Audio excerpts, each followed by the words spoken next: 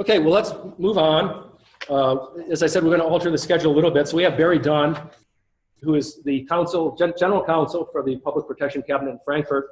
He's going to update us on some developments in the administration of the Board of Geology Registration, which we on the board think are going to be positive developments. And as Barry will explain, there's a very sound legal reason for doing what Kentucky is doing. But we wanted to make sure everybody in the geological community knew about it and had the chance to ask questions and understood what the changes were going to be, so it doesn't come as a surprise. So thank you, Barry. First of all, thank you all for allowing me to be here today. Dr. Hanneberg told me that I had 15 minutes. Lawyers like to talk way too much and for too long. So I'm setting my timer for 12 minutes, so you'll hear a beep. I don't want to be between you and lunch any longer than I have to be.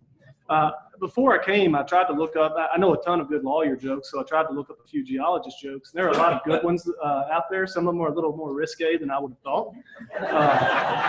A lot of good plays on words. Good stuff. I encourage you to Google it if you haven't. Because I'm here I'm going to try to be brief. I'm going to go back to, English at an early age. The who, what, when, where, why, and how. I'm going to tell you those things, and then I want to have a few minutes for questions, because I know anytime the government comes and says, I'm here from the government, I'm here to help, there's some questions that arise. In this instance, I do believe that we're here to help in all seriousness, and I want to tell you what we're going to be doing. So, as Dr. Hanneberg said, there are going to be some organizational changes to every professional licensing board in the Commonwealth of Kentucky that is currently within something called general government. That's just code word for no oversight. Boards are independent. They're out there on their own, doing their own thing. So let me give you the who, what, where, when, why, and how. The who, Board of Registration for Professional Geologists. The what, there's going to be a reorganization. The where, Frankfurt, that's where everything in state government happens. When, probably June 16th. That date's subject to some change. Why, a United States Supreme Court decision that imposes personal liability on board members of professional licensing boards. I'll get into that some more in a second. And the how, Governor Bevin on June the 16th, or whatever the date happens to be, will issue executive orders that reorganize almost 40 different boards. We'll go to the General Assembly when it comes into session next year, and the General Assembly will either ratify it and codify it, tweak it, codify that, or do nothing. And we'll have to see. Anytime there's a reorganization, the governor proposes and the General Assembly disposes, as we like to say. They are the ultimate arbiters of whether something goes into effect. So let me back up for just a second. If you're a geologist in this room and you're licensed in Kentucky, you went through the Board of Registration for Professional Geologists. You took your exam. You have to have, I think, 5 years in the field. You have to have a baccalaureate degree in a related field. You know the requirements. You have to pay your $100 license fee every couple of years. You have to pay more than that for the initial exam. That all stays the same. We're not here to tell you that there's going to be anything different about any of that. What we are doing is for the roughly 40 boards that are out there, and that ranges from doctors and dentists to barbers, cosmetologists, geologists, massage therapists, you name it. We're going to transfer those boards from general government, where they don't have oversight, into the Public Protection Cabinet. 2 years ago, the United States Supreme Court, I've got 8 minutes left, 8:56. The United States Supreme Court issued a decision in a case called North Carolina State Board of Dental Examiners versus Federal Trade Commission. It's a case you never would have thought would have made it to the Supreme Court. Some folks in North Carolina were offering teeth whitening. I can go to Walmart and I can buy teeth whitening packages and do it myself. But these folks were going out, they were offering teeth whitening services. The State Board of Dentistry sent cease and desist letters and said, you don't have a license with us, you're not a dentist or a dental hygienist, you can't do teeth whitening. I don't know, maybe that's right. But I can tell you that the Federal Trade Commission, the United States Court of Appeals for the Fourth Circuit, and then ultimately the Supreme Court said, no, that's wrong. The decision before the United States Supreme Court, the question was, when individuals who are in a professional field regulate themselves, do they have immunity, do the board members have immunity from any kind of antitrust lawsuits that are brought against them? Virtually every state in the country, and I dare say every state, thought that the answer to that was yes, that Dr. Hannenberg in his capacity, or Chairman Rhodes, or any of the other members of the board, if they made a licensing decision, if they passed a regulation, if they issued disciplinary action, they thought, and rightly so, that no one could come in and sue them for that action. In fact, there's a statute. If you look in the geologist statutory code in Kentucky, there's a statute that says no board member shall be liable for his or her decisions. Under Kentucky law, that's okay, but guess what? The feds trump us. They trump us in this particular instance. So, getting back to the teeth whiteners, what happened with the teeth whiteners is they brought an action at the Federal Trade Commission. The FTC said, State Board in North Carolina, you're restraining trade.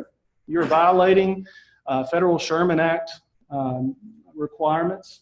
You're doing things that are that contemplate antitrust actions, and so you're liable for your decisions.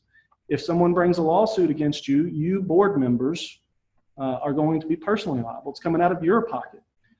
We don't want that. We don't want Dr. Hannenberg, Chairman Rhodes, or the 3 other members of the board to be personally liable for any kind of decision they make. I mean, if you go out in the field, and let's just say, you're practicing geology without a license, or you go out and you commit misconduct of some way, they need the ability to suspend your license. They just do. I think everyone here wants to protect the integrity of this profession. So they need the ability to suspend your license, but they need the ability to do it without having to look over their shoulder and say, am I going to get sued for this? And is someone going to take me to court and sue me for antitrust violations? And oh, by the way, because it's an antitrust case, the federal law says damages are tripled. And so if it's a $100,000 issue, now it's a $300,000 issue. We don't want these board members to declare bankruptcy. So we have a lot of boards in this state. Again, it runs the gamut, that have board members who are scared to act. They're scared to suspend. They're scared to revoke. They're scared to do the things they need to do as board members. And I don't blame them. I don't have hundreds of thousands of dollars sitting around that I could pay a judgment out of my own pocket. So we've got to get that immunity back. What we're doing also does have a measure of cost savings to it. It does also bring in line all the independent boards into the state personnel system, the state contracting system, and the other things to the extent those aren't being followed today. It's going to be change. It's going to be change. I don't think it's any secret that there have been some disputes about reorganization powers in state government. Maybe another. June 17th, we might get hit with another lawsuit. And if we do, that's okay. That's what the court system is for. But the reason that I'm here today is I want to tell you, yes, there will be a reorganization of the Board of Geologists. That's coming. It's going to come around June 16th. You're still going to have 5 board members. You're still going to get your licenses. You're still going to send your license applications to the same place. You're still going to pay the same fees. And I dare say that no one in this room, absent the board members, are going to notice a change whatsoever. Rather than the board members being in general government, they're going to be in the Public Protection Cabinet. Okay, that's fine. This particular board doesn't have any full-time employees, so no one's affected. So there isn't that kind of wholesale change that you might expect in some reorganizations. So we're trying to do this in the least intrusive way possible. I don't know. I taught social studies for a year in 8th grade. I remember some questions when there were some geology type questions when I had to take the test to get certified as a teacher. I'm telling you, I don't know how to practice geology, and I'm not going to try to come in and tell anybody how to do it, and no one else on my staff's going to.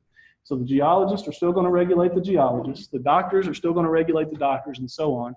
All we're doing is trying to come in and get these board members back the immunity and the protection that they need so that they can do their job. So you're going to see it in the headlines, but I promise you, I don't think anybody out there in the field is going to notice a change. We have spoken to, of the 40 or so boards that are going to be affected, we've spoken to all but 3 so far. We're still going to speak to the other 3. We bring in their chairman, executive director, and their trade groups if they have one, and talk to them. This obviously does not affect the Geological Society of Kentucky. It doesn't affect the American Institute of Professional Geologists, the Kentucky section. This is strictly about the state licensing board. That's all this is about. To the extent that we can help folks, to the extent we can help your group, we want to do that. To the extent we can help Darren get a job, then we want to do that. So we are here to help in any way we can, give you the resources you need to succeed. We look forward to working with members of the board and hopefully we stay out of the way. I think we will. I don't think we want to get involved in daily licensing decisions. I've got 3 minutes left. Be happy to take any questions that you may have. Yes, sir.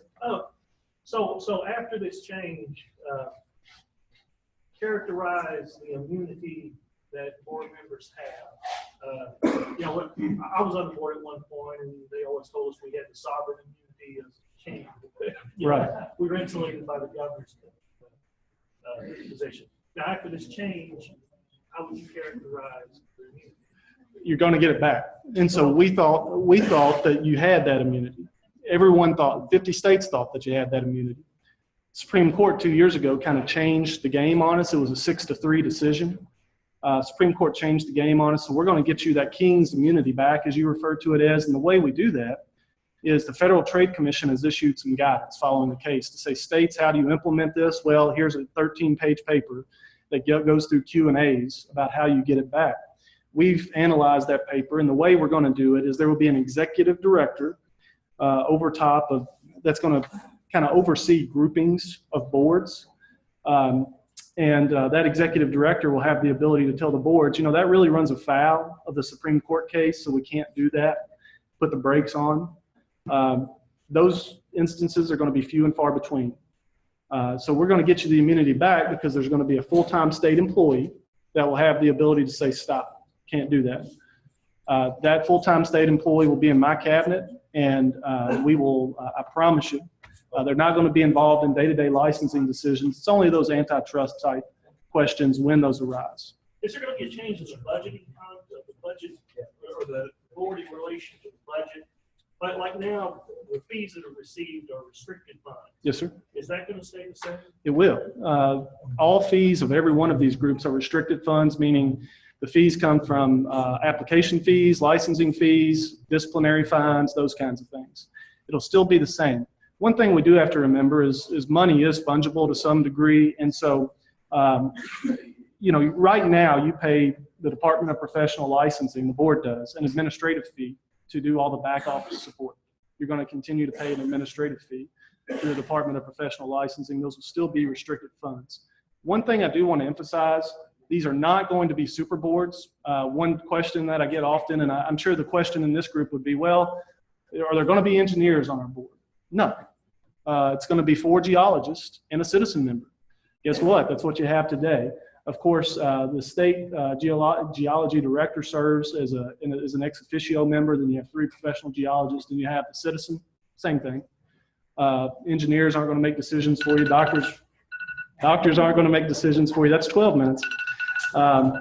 Nothing like that. So it's going to be the same general concept that you have today.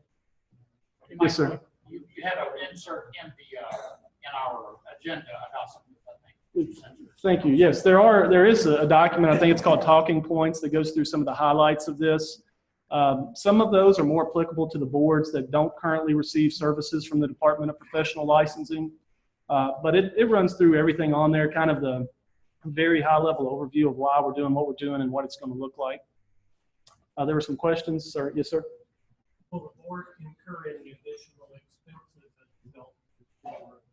We do not anticipate that. There will be, there are going to be, in the long run, some cost savings. Most of those are going to come from boards that have a lot of employees now. As I mentioned earlier, this particular board doesn't have employees. You pay the Department of Professional Licensing and some of our employees, you pay a fee for the employees that are already there to provide services. I don't anticipate that changing. If you were to ask me the same thing about the dentist board in Kentucky, well, they have several employees. To the extent that we can do some consolidation and have, say, the dentist and the doctors in the same office building, you don't need 2 people to answer the phone, you need 1. And so over time, through attrition, we're not going in and firing people. There's none of that kind of stuff, no layoffs, none of that. But over time, as attrition occurs, people retire, resign, or whatever else, we'll gain some efficiencies, not backfill jobs. But that's not really applicable so much to this board. It's more to the boards that have, the Board of Nursing has 55 employees. Doctors have 19. Some of the others have, 2, 3, 4, 10. But this one, because of size, doesn't have any. Sir? Have the groupings of similar boards been decided yet? We do have a work plan, and the groupings, we try to fit related groups together in terms of the executive director. So I mentioned there's going to be and a director who has oversight, kind of to oversee several boards. And again, I'll emphasize before I say what the grouping is, no board has control over another board. But the groupings in this instance, the architects, the landscape architects, engineers and surveyors and geologists will be one executive director will oversee those four. That's not to say that the architects tell the landscape architects what to do or any of that kind of stuff. It's just that there's going to be one common person to oversee all those. No need to hire 4 people to do what it just takes one to do. We have another grouping. It's the dentists, the podiatrists, the pharmacists, chiropractors, and I think optometrists. So we're trying to fit somewhat related groups together. Yes, sir? One more, but how will this oversight work? Will that person be present at all the board meetings and be able to respond in real time to issues that come up? Yes, sir. They're expected to be at every single board meeting. The person hasn't been chosen. We don't know who it will be. Everything's going to be picked up and moved over as is on June 16th, and that's when the process of deciding who these individuals will be will start.